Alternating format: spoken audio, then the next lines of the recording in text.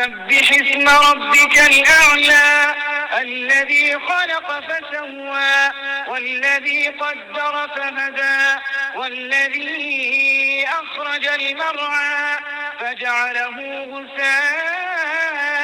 أحوى سنقرئك فلا تنسى إلا ما شاء الله إنه يعلم الجهر وما يخفى ونيسرك لليسرى فذكر إن نفعت الذكرى سيذكر من يخشى ويتجنبها الأشقى الذي يصلى النار الكبرى ثم لا يموت فيها ولا يحيا قد أفلح من